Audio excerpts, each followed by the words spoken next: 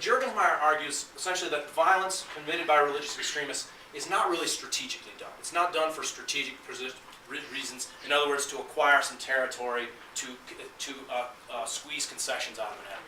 Rather, he says violence is essentially performative. It's done, religious violence follows certain kinds of rituals. It's done at a certain place and time. The staging matters, the timing matters, and it's basically designed to shock, to awe, to intimidate an audience. So he says you should look at religious violence really as a performance, not something carried out with strategic objectives. And I just don't think that's a very satisfying answer. It seems to me that in fact religious violence does have a strategic effect or intention. And you get this argument in a political scientist named Robert Pape's studies of suicide bombers. And Pape argues that no, actually violence does have a strategic objective. And the primary objectives of suicide bombing is to coerce governments, especially liberal democracies, to change governments to change their policies, to coerce governments to change their policies, to polarize public opinion, whether you love bin Laden or you hate him. And therefore, when you polarize public opinion, you can mobilize recruits on that polarization. And of course, it helps you raise money.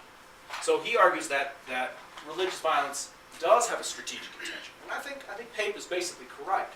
But what Pape's argument doesn't do is explain the role of religious beliefs themselves. In other words, for Pape looks at the study of religious violence is really a study of nationalism. Because for him, the problem is, in his study of suicide bombing, is basically suicide bombers are acting because there's an occupier in their country that they want to kick out. So the rash of suicide bombings in Iraq was basically to expel the American occupier. But so really what he's, at best, really what we're talking about is national differences, Iraq versus the U.S., or in bin Laden's case, the Zionist crusaders against the Ummah. But here we're talking about either national differences or really religious differences. The difference between Christians and Muslims, for example. But it doesn't say anything about the religious beliefs themselves. What is it about bin Laden's own specific religious beliefs lead him to justify engaging in violence? Pape's argument can't really explain that. And Pape's argument, of course, can't explain religious violence in the United States, in which it's basically fellow Protestants killing fellow Protestants, fellow Americans killing fellow Americans. So we can't be satisfied with this analysis offered by the existing literature, by Juergensmeyer and by Pape. So what I did is I looked at the relationship between religion and between politics. What I did is I looked at three views of the relationship between politics and violence in political theory, field.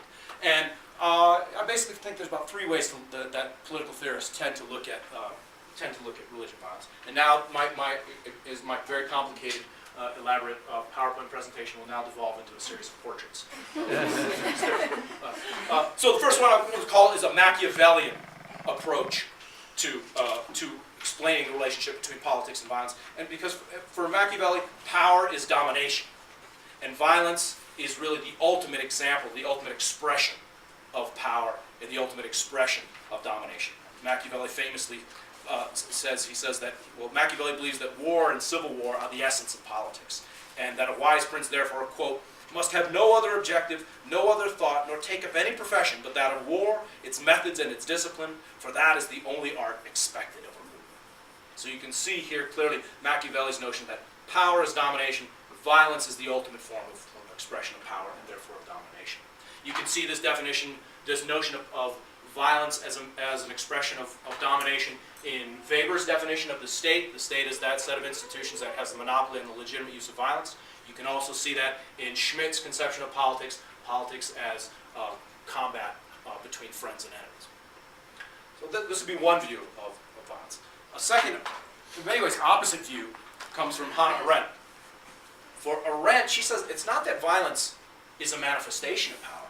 For Arendt, she says, actually, violence represents the lack of power, the decline of power. Because for her, power isn't so much domination. Power for her means potential.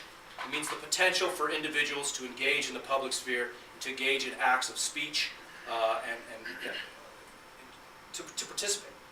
And also power implies legitimacy, that what you or what the institutions do are legitimized by its citizens. So for her, violence is really a poor substitute for power rather than a manifestation of power. She says every decrease in power is an open invitation to violence. So in other words, when a regime loses its legitimacy, well, all it's got left is the nightstick. So for her, power and violence are antithetical rather than connected as they are from the Machiavellian perspective. Now, as opposite as these views are, the Machiavellian and the Arendtian views are, one thing that they both share is both view power as instrumental, primarily. In other words, the purpose of violence is to achieve an end. Whether the end is to assert your domination or to kind of lash out, to maintain whatever domination you've got left, it's instrumental. You get a different notion of violence when you look at Marx and Fanon. This is my favorite picture of Marx, his handsome undergraduate days, president of the Trier Tavern Club, before he discovered philosophy, of course.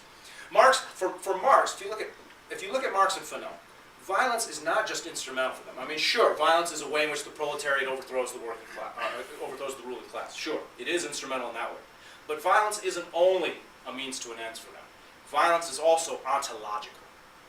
In other words, violence is built into the very nature of the relationship between the oppressor and the oppressed. So if we look at Marx, for example, Marx's whole analysis of capitalism begins to say that society, as he says in the manifesto, society is more and more breaking up into two hostile camps, bourgeois and proletariat.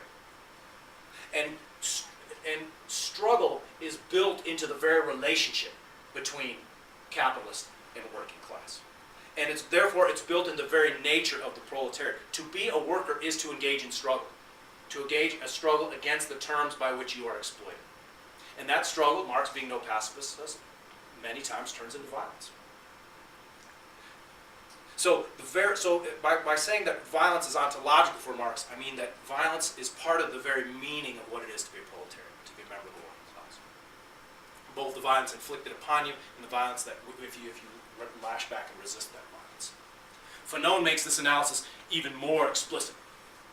Fanon says that colonialism divides the world into two, into native and settlers.